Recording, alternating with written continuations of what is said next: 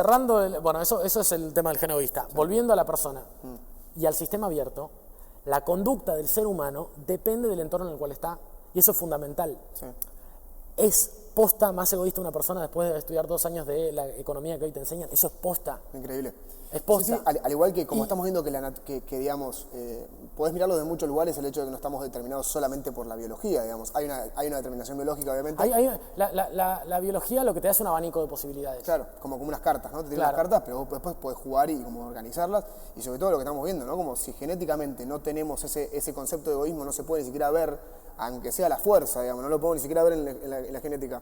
Pero aún así nos comportamos, o de repente se desarrolla una distorsión entre la biología y nuestro comportamiento social, digamos, es increíble cómo el relato y cómo la ideología y cómo nuestra forma de vincularnos, nuestras relaciones de poder y todo, o nuestras conveniencias de determinado momento, o nuestro miedo, o llámalo como quieras, digamos, puede transformar tanto nuestra forma de vincularnos cuando la biología ni siquiera es, ni siquiera tendríamos como el aval de la biología para llevar a cabo esas conductas tan egoístas o tan sálvese quien pueda, ¿no? O sea, como es loco cómo tenemos esa capacidad hay mujeres que sienten, por ejemplo, embarazos psicológicos, hay gente que, o sea, lo psicosomático como que también es como ideas que se transforman en estados emocionales. Sí, claro. Es increíble como nuestra capacidad de abstracción al final es muy sustancial, es muy concreta, ¿no? Es muy sustancial y bueno, tenés efectos placebo, tenés un montón, o sea, como es loco, casi todo lo que pasa en el cuerpo, porque somos sistemas abiertos. Y somos muy complejos. Somos sistemas abiertos, somos sistemas complejos. Sí.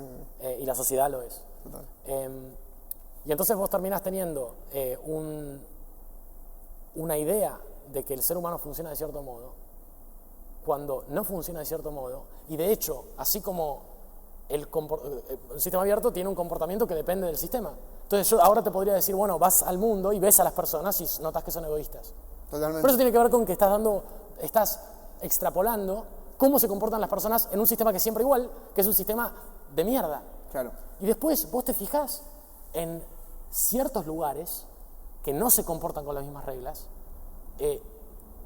Por ejemplo, para empezar, digo, una cosa muy básica, vos ves mucho más colaboración en un pueblo chico que en una ciudad. Sí. Mucho más colaboración. Sí, por otros motivos. La gente está más disponible. Por otros motivos, pero y eso se explica con ciertos factores sistémicos, teoría de juegos y no sé qué, que sí. hay modelos de cooperación y de surgimiento, sí. Pum, pam. Eso se explica. Bueno, el capitalismo actual funciona de una manera parecida a lo que es la densidad poblacional y la rotación de personas, en el sentido de que te impone o te genera una tendencia conductual. Los tipos entonces que causan, o el sistema que causa esta forma de ser de mierda, este sistema de mierda, sí. Que causa esta forma de ser de mierda, se justifica a sí mismo naturalizando erróneamente, de manera bárbara y atroz, diciendo que no podría ser de otra manera, y el sistema de mierda se justifica porque las personas somos una mierda. Y además de vuelta, qué forma selectiva tan conveniente, ¿no? Porque tomamos eso de la naturaleza, pero a su vez de vuelta, ¿no? Nos ponemos un preservativo, le rezamos a no sé quién, escribimos poesía, nos vinculamos afectivamente con la gente, digo, ¿no? Como, al final es como nos quedamos con lo que conviene para definir una hegemonía absolutamente en la que todo quede tipo en un status quo conveniente a quienes hoy tienen como ciertos privilegios también, ¿no? O sea, todo está entrelazado también, ¿no? Digo, no cambia una cosa porque no se busca que se cambie, ¿no? Claro. Porque, o sea, no entra el sistema no permite que se permeen otras, o no es permeable a otras visiones, porque esas visiones vendrían a trastocar un poco la situación de poder, ¿no? También, entonces es como de alguna manera es ahí donde la ideología está como hermética a nuevas ideologías también, ¿no? O sea, claro, y bueno, y por eso me interesa a mí tanto la cibernética. Bueno, terminando y presentándome un poco más, a mí me interesa tanto la cibernética, sí. En términos amplios, y esta cuestión de entender los factores sistémicos, porque creo que la transformación de este sistema de mierda en un sistema más piola requiere una reconcepción integral y sistémica de casi todos los conocimientos que tenemos. Claro. Hay que hacer una revolución en el pensamiento ya, una revolución sistémica en el pensamiento. Porque además, permitirme decir una cosita más respecto de esto, ¿no? Si uno dice, el sistema favorece o prioriza o fomenta el individualismo, ¿no? ¿Qué sería el individualismo? Al final lo que uno piensa que es como el bien más codiciado por el capitalismo es la felicidad, ¿no? Como lo que nos venden, la felicidad en general, o todo el mundo quiere ser feliz, digamos, de alguna manera, ¿no? Y de repente vos pensás que alguien en este sistema capitalista obtiene esa felicidad que se traduce en bienes materiales, ¿no? Al final, bienes materiales en una seguridad en el tiempo a través de los bienes materiales, a través de poder subordinar a las demás personas y demás, ¿no? Si lo llevamos al extremo de lo que sería el egoísmo, ¿no?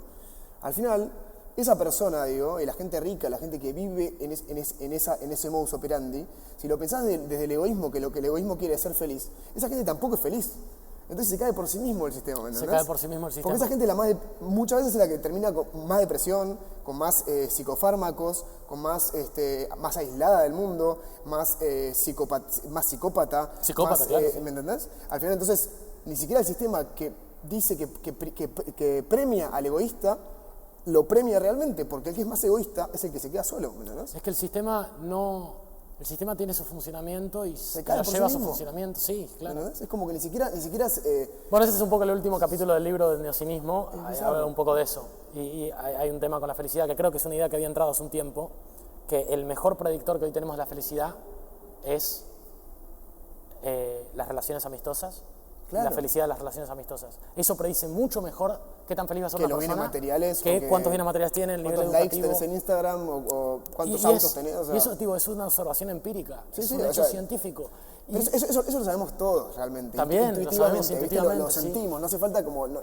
podemos desarrollar y también modelos y lo que sea, pero lo sentimos como seres humanos, ¿no? O sea, como lo que más riqueza nos da. Claro. Es el arte, ¿no? La expresión, es poder servir, es poder estar presente, el tiempo que tenemos de vida, ¿no? Como eso efímero que es la naturaleza, la belleza. Hay miles de cosas, ¿no? Que son como más bien más puras o que nos conectan con el espíritu, con la inspiración o con el estar presente para las demás personas. Y no tienen necesariamente que ver con llenarse de productos, ¿no? O sea, o por ahí justamente van detrimento, es como llenarse de productos, está tratando de tapar un agujero, ¿no? Que es como una proyección de nuestra falta de conexión con nosotros mismos, ¿no? Pero es un tema más espiritual, tal vez, que es más difícil de tabular racionalmente, ¿no? Pero siento que lo sentimos igual, ¿no? Lo que te iba a decir hace un rato de mi transformación respecto de... Me preguntaste por la astrología y eso. Sí. Tiene que ver justamente con esto. Con que... todo lo que mencionás un rato, todas unas bochas de sistemas complejos. Sí. La conducta de una persona es un sistema re complejo. El comportamiento de una persona es un sistema re complejo. Parte de las cosas que fuimos evolucionando genéticamente es la vida en sociedad. Sí. Nuestra forma de pensar no está adaptada a los sistemas complejos, está adaptada a los palos y las mesas. Claro. Nuestro pensamiento racional es pensamiento simbólico que se seleccionó, es el nombre que se le da a los bichos que lo tuvieron, les fue mejor, qué sé yo, se seleccionó para, básicamente con la cuestión de la mano, el pulgar, la herramienta, el bipedismo, romper un cráneo de vaca para poder ser mejor carroñero. Sí. De vaca no, de un bicho que estaba ahí por África. Eso se seleccionó. Nuestro pensamiento racional es, a nivel filogenético, el resultado de eso. Es un pensamiento de cosas quietas y cosas simples, como las piedras, los palos y una antorcha. Claro. Tenemos otro modo de pensar que está adaptado a la vida comunitaria y no es racional, porque el modo racional de pensar de esta cosa, esta otra cosa y ese seguimiento está adaptado a los palos y las piedras, claro, que funcionan distinto a cómo funcionan las personas. Es más instrumental de alguna manera. Pero nosotros, las personas, también tratamos con sistemas complejos. Y hasta que existieron las computadoras que pueden hacer un seguimiento parecido al seguimiento racional que hacemos de los palos y las piedras de los sistemas complejos, donde vos pones en una computadora las reglas de comportamiento y ves cómo interactúa todo el sistema, no lo podemos hacer con la mente que nos lleva a pensar en términos de palos y piedras. Es demasiado complejo. Es demasiado complejo y por eso necesitamos pensar con computadoras el mundo del futuro. Claro. Y por eso ir hacia lo natural depende también de ir hacia la tecnología y hacia la tecnología computacional. Tiene que estar en un híbrido. Tiene que estar, sí, claro, tiene que ser una cosa híbrida y así. Porque al final no son distintos, ¿no? También. No son distintos, claro. No son distintos, no deberían ser distintos. Tenés que pensarlos de manera sistémica. Son condensaciones estructurales al final, ¿no? Pero claro. No. Esto que te digo, y esto es fundamental, igual yo entiendo con un gesto muy leve, de un modo no racional, cómo va a comportarse una persona y tengo sensación de mala espina con cierta persona y siento sensación de comodidad con otra persona. Tenemos sueños que a veces pueden predecir cosas o intuiciones o tenemos como La inspiración no la podemos controlar. Todas esas cosas. El arte, estar conmovido por una obra de arte. Hay millones Toda de esa cosas, parte ¿no? de la vida, que es la parte inexplicable, la parte más misteriosa, es una conciencia, una comprensión de la complejidad que es no verbal, que se da sin esa serie de pensamientos. Los griegos distinguían episteme y nous. Hoy en día, con esta concepción sistémica, te puedo decir que es simplemente una cuestión de si estaba tratando, tenemos un modo de procesar a los sistemas complejos y un modo de procesar los sistemas simples. Somos mucho más capaces de procesar los sistemas simples porque usamos la lógica, el pensamiento racional y todo eso. La lógica, el pensamiento racional y todo eso, salvo que tengamos computadoras y muy bien entendida cada parte, nos sirven peor para entender sistemas complejos. Y hay sistemas complejos que venimos entendiendo hace muchísimo tiempo y que evolucionamos para entender, como las personas y como todas esas cosas. Totalmente, es como la tecnología del espíritu humano. Claro, o algo así. Eso de la complejidad, y eso es algo que en algún momento quiero escribir porque me parece una tesis hermosa esta, que es literalmente un comportamiento, nuestro modo de pensar el mundo y la diferencia entre las cosas que percibimos explícitamente y con atención y que hacemos un seguimiento teórico y racional, y las cosas más relacionadas con lo intangible, lo intangible, implícito, con lo intuitivo, a fin de cuentas todo es sistémico, boludo. Claro. Todo es de qué tipo de sistema se trata. Es solo que hoy no tenemos tampoco la herramienta para poder decodificar toda esa otra información que opera sobre nosotros. Claro, y ahí es donde es el cambio de paradigma, y ese es el cambio de paradigma que se viene, y eso es en lo que vengo laburando hace 3-4 años, lejos del paradigma académico, por supuesto, que tiende a compartimentar y cerrar. Y si quieren buscar, Filosofía del Futuro, empezó esto en filosofiadelfuturo.com, Filosofía del Futuro, vean, y ahora subí recién una web donde voy a estar empezando a subir ciertos libros que por ahora van a ser muy complicados, pero que una vez que publique la versión complicada, vamos a lograr ahí. Vamos a irla desarrollando y desmenuzando. Siteware.com, site S-Y es con Y, después ponemos ahí GHTWare.com, tiene que ver con todas estas cosas de el punto de vista, la atención, la complejidad y desarrollar el pensamiento sistémico hacia un nuevo nivel, considerando la complejidad, que es lo que quisieron hacer los cibernetistas en su momento, y cuál es ese cambio que necesitamos en la economía, y cuál es el cambio de paradigma completo a nivel filosófico que necesitamos como humanidad para hacer realmente un cambio social. Hay mucho laburo que tenemos por delante, que es laburo teórico, que estamos trabajando en eso, y hay muy poca gente trabajando en esto. Realmente creo que esta es la línea adecuada, trabajando en ciertas cosas, ¿no? Cierto tipo de estudios sobre el concepto de punto de vista y sobre la complejidad, que es una disciplina que también hereda muchas cosas del pensamiento del siglo XX, y que somos nosotros la juventud, y somos la juventud de la periferia, porque así como los norteamericanos y las grandes universidades no pudieron pensar ciertas cosas de la biología o darle lugar a los equilibrios de Nash en sus modelos macroeconómicos durante muchísimo tiempo, un montón de cosas que no pueden hacer, que no tienen la capacidad política de pensar ciertas teorías, lo podemos hacer acá, y lo estamos llevando a cabo en Buenos Aires, y es el futuro. Y es el futuro, realmente es el cambio teórico que necesitamos para el cambio social, como Marx lo hizo en algún momento. Es algo que hay que hacer, que todavía resta y que tiene que ver con todas estas cosas sistémicas que estuve mencionando hoy. Para mí, ¿no? Estoy diciendo mi posición, pero es por ahí. Una pregunta. ¿No te da miedo a vos, personalmente, como poder tabular el infinito, poder tabular la poesía? No quiero decir tabular la poesía, poder tabular eso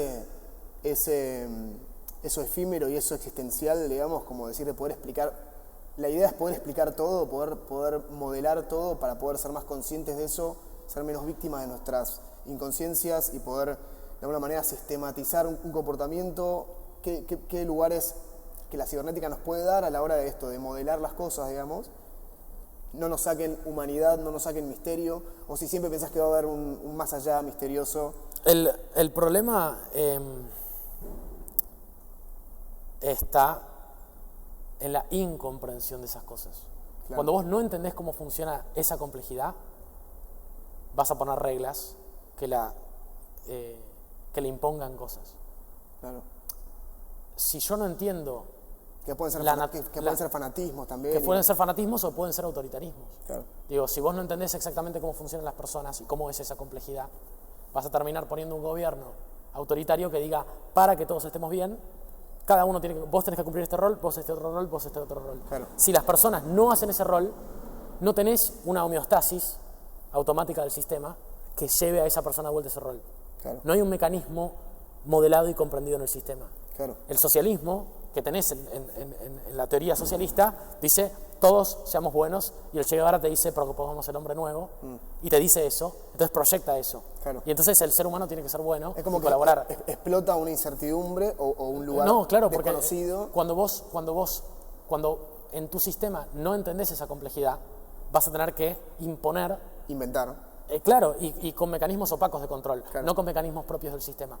Claro. Entonces, una persona deja de ir a laburar, y entonces vos tenés que decirle anda a laburar, porque no tenés comprendido eso que hace que la persona vaya a laburar. Claro. En eso el capitalismo es mucho más fuerte, porque hoy el capitalismo de plataformas entiende mucho más cómo funcionamos las personas automáticamente y no juega y por eso ahí. es más peligroso. Es mucho más peligroso, mucho más peligroso, pero igual la gente prefiere que la controlen a partir del celular que la controlen diciéndole no hagas esto. Claro. Porque justamente es eso. Y eso es un poco lo que hay que buscar para el bien. Digo, si logramos, en lugar de tener un sistema plutócrata como es el actual, que lleva un montón de gente a morirse y que hace guerras todo el tiempo y hace toda la mierda que hace el capitalismo, y pudiéramos tener un mecanismo, un sistema que se controle bien, relativamente bien, o democráticamente, sería lo óptimo. La cibernética, el término cibernética viene de Kubernetes, que es timonelía, una cosa así, y es la misma raíz de Kubern del término gobierno, y donde la idea es el capitán del barco, el timonel del barco, lo que va haciendo es, el mar funciona de cierto modo y el tipo no controla cómo funciona el mar, pero puede ir tipo como si fuera parte de ese mar, claro. Y haciendo que el barco se comporte de manera, que fluya todo de manera limpia. Claro, orgánicamente, naturalmente. Orgánicamente. Vos lo que tenés que hacer es entender ese mar para poder llevar y gobernar, o al menos o controlar determinada área de influencia. De la manera más ágil por ahí posible. no puedes entender todo el mar, pero puedes entender alguna parte del mar y al menos lo que te funcione a vos para poder navegar de la forma más fluida también, ¿no? Claro. Y equivocarte menos, tener menos distorsiones, como esta del capitalismo, viste, como súper, como como muy, muy voraz, y todo esto que está llevando a una potencial extinción, por ejemplo. Entonces, claro. como nuestra falta de entendimiento del mar o del ecosistema, en este caso, esto que hablábamos de la falta de eficiencia a la hora de transformar la materia y muchas otras cosas, de vincularnos de forma individualista y no cooperativa, etcétera, al final nos está haciendo ser más falibles de alguna manera, ¿no? El barco se está hundiendo de alguna manera. El barco se está hundiendo, sí. Por ahí sacarle un poco el estigma. ¿Por qué pensás que tiene un estigma? Al menos yo por ahí es algo mío. ¿Por qué pensamos que tiene un estigma el hecho de vernos como un sistema?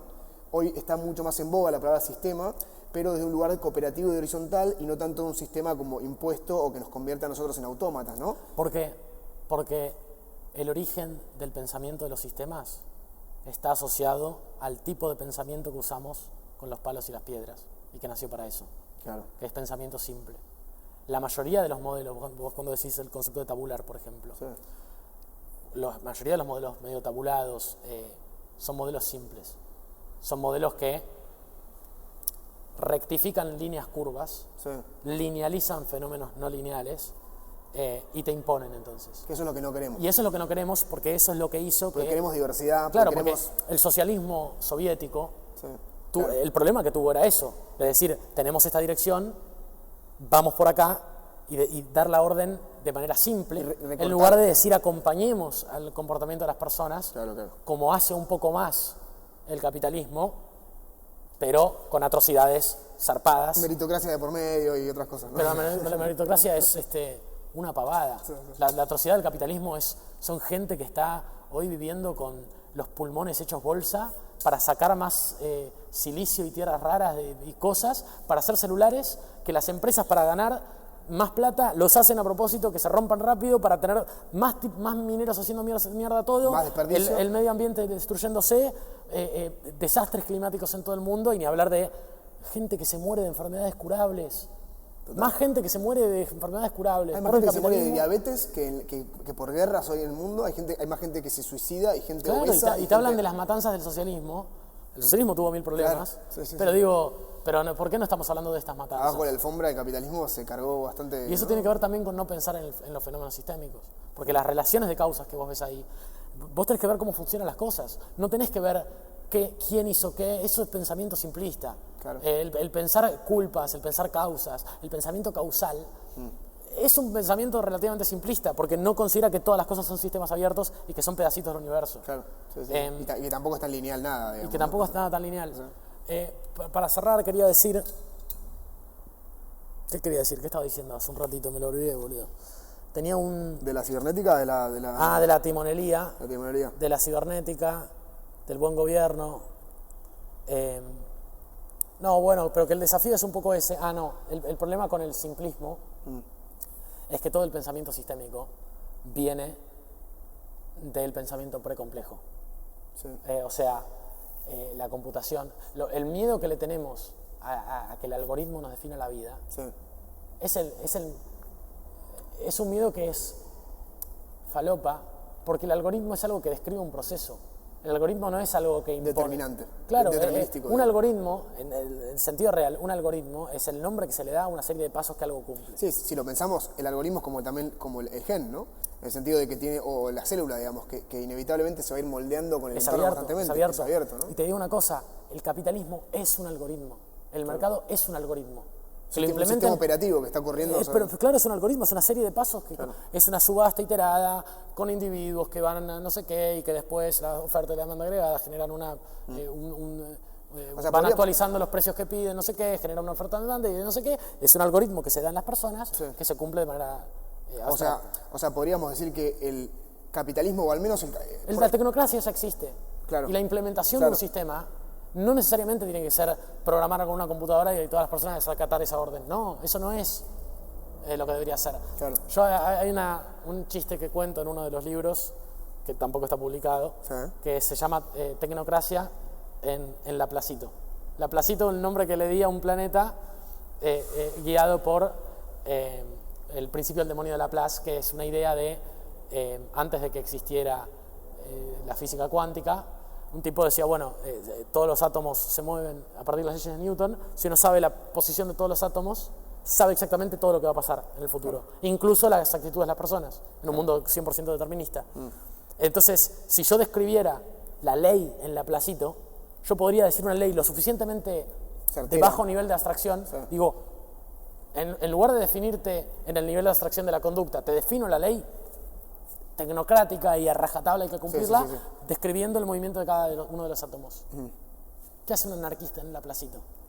Es imposible no cumplir la ley en Laplacito. ¿Por qué? Porque la ley acompaña tan bien el flujo de ese sistema. Claro. Entonces el concepto de... Estaría contemplado también en la... Tenemos un montón de... casi todos los problemas de la política y de la economía, casi todos los problemas que hoy tenemos, digo, yo te estoy hablando de una revolución del pensamiento, no te estoy hablando de una nueva idea, te estoy hablando de una revolución del pensamiento por esto, porque el concepto de tecnocracia en realidad es un problema de niveles de abstracción. Claro.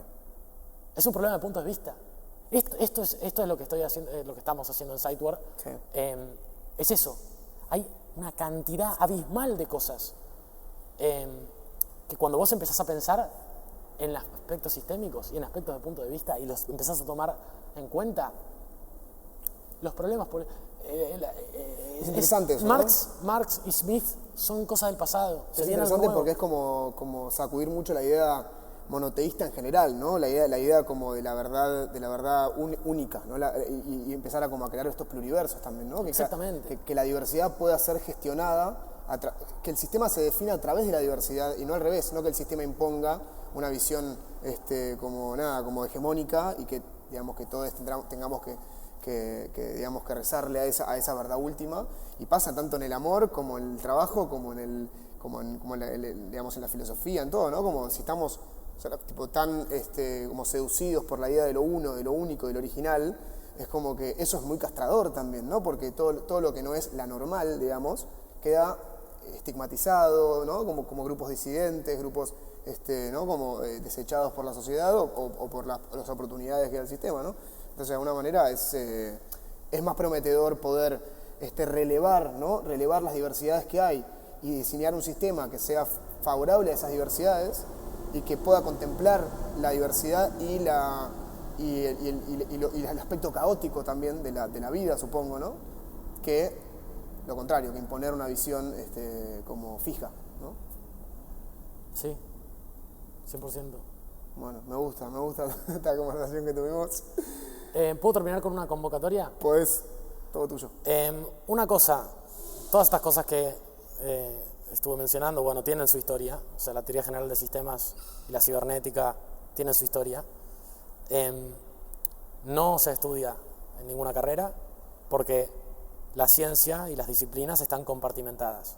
Y estas cuestiones, el estudio de los sistemas y ahora con Siteware de los puntos de vista,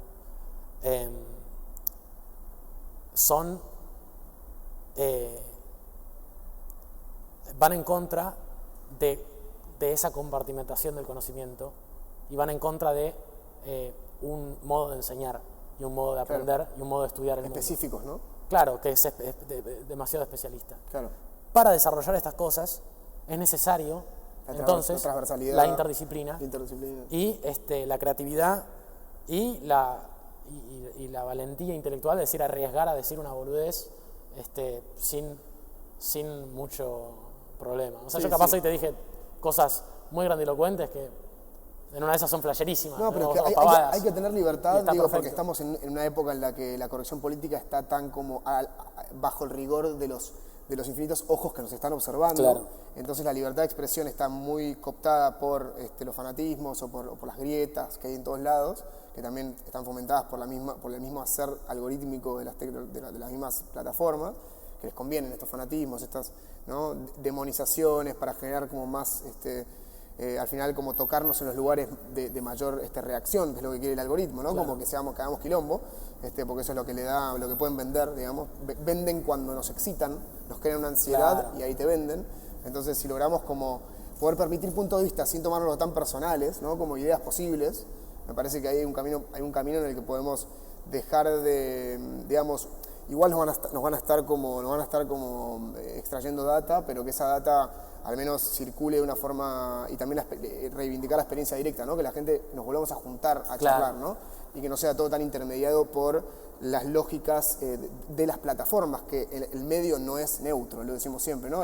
Claro. Hay muchísima como priorizaciones y parametrizaciones que son muchas veces a favor de intereses que no son específicamente los de la cooperación o de el fomento de la diversidad, y el fomento de la libre expresión sin como el fanatismo, ¿no? Siento que nos olvidamos de cómo encarar una discusión, de cómo encarar un debate porque al toque en internet te vas o dejas un comentario hater y de troll y cerrás la compu y no te hiciste cargo, ¿no? Claro, de lo que implicó eso. Entonces digo, la vena humana, seguir sosteniendo la vena humana y la presencia, me parece que es una de las partes del cambio del sistema, ¿no? Como ni hablar. Y esta comunicación y tener esta oportunidad de encarar estos temas fuera de los aspectos matemáticos y formales y encararlo más como con un problema, con una conversación, me parece que es fundamental, también para visibilizar la importancia de esta forma. Totalmente, sí, que estemos acá sentados realmente, sí, que no sí, estemos haciendo un vivo. Muchas gracias. Y cerrando la convocatoria, si llegaste hasta acá, o sea, con esto, si estás mirando este video o escuchando este podcast y llegaste hasta acá, sí, entonces sí o sí ponete en contacto conmigo o con la gente de Filosofía del Futuro. Sí. Porque si te interesa esto es algo en desarrollo y es muy divertido ponerse a charlar de estas cosas y flashear que estás cambiando al mundo con ideas.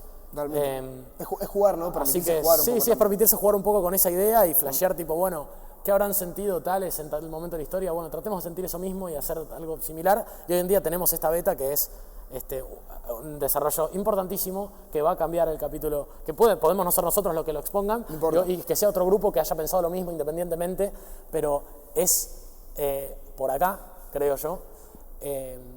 Y si te interesa esto, es necesaria la interdisciplina y la interperspectiva para desarrollar, explicar y difundir estas problemáticas. Y muy probablemente si llegas hasta acá, ya estabas pensando en muchas de estas cosas y ya estabas laburando en estos temas y ya, o en tu trabajo, o en tu lugar de doctorado, o en donde sea que estés pasando el tiempo o en tu expresión artística o en lo que fuera, estás pensando en cosas de este estilo.